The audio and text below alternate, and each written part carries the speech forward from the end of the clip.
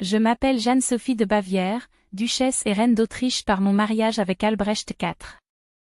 Je suis née en 1376, fille de Jean II de Bavière et Catherine de Gurz, dans un monde où le destin des femmes nobles était souvent lié à des alliances stratégiques et des mariages d'intérêt politique. C'est ainsi qu'à l'âge de 19 ans, en 1395, je suis devenue l'épouse d'Albrecht IV de Habsbourg, duc d'Autriche.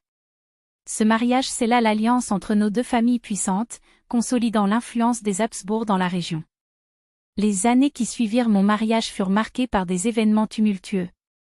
Albrecht IV, bien que stratège habile et chef respecté, devait constamment lutter pour maintenir l'autorité des Habsbourg face aux menaces extérieures et aux rivalités internes. En tant qu'épouse et reine, j'avais un rôle crucial à jouer dans cette équation complexe. Les alliances étaient souvent forgées à travers des mariages ou des négociations orchestrées à la cour, et ma position me permettait d'agir en tant que médiatrice et conseillère. La vie à la cour de Vienne était à la fois fastueuse et exigeante.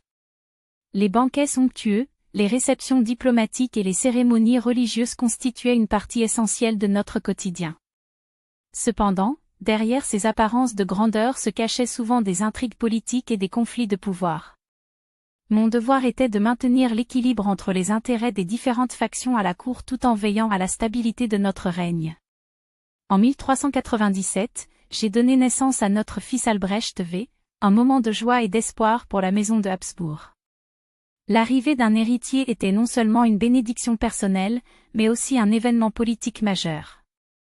J'ai consacré beaucoup de temps à éduquer Albrecht et à veiller à ce qu'il soit préparé pour les responsabilités qui l'attendaient en tant que futur duc et roi. Malheureusement, notre bonheur fut de courte durée. En 1404, à l'âge de 27 ans, mon époux Albrecht IV succomba à une maladie subite, laissant le trône à notre fils alors âgé de seulement 7 ans. Ce fut une période de profond chagrin pour moi, mais aussi de grandes responsabilités. En tant que régente, je me retrouvais à devoir diriger le duché et protéger les intérêts de mon fils jusqu'à ce qu'il atteigne l'âge adulte. Durant ces années difficiles, j'ai été confrontée à des défis immenses. Les pressions extérieures, les complots internes et les tensions économiques étaient autant de problèmes que j'avais à résoudre. Mais grâce à ma détermination et à mon sens de la diplomatie, j'ai réussi à maintenir la stabilité du duché et à préparer le terrain pour que mon fils puisse régner avec succès. Aujourd'hui, en regardant en arrière, je suis fière des sacrifices et des efforts que j'ai consentis pour préserver l'héritage des Habsbourg. Ma vie fut marquée par des défis incessants, mais également par une profonde conviction en la nécessité de servir mon peuple et de protéger ma famille. Cette période de ma vie, bien que courte, fut riche en événements et en leçons, et je la porte en moi comme un témoignage de la force et du courage dont une femme peut faire preuve dans les moments les plus sombres.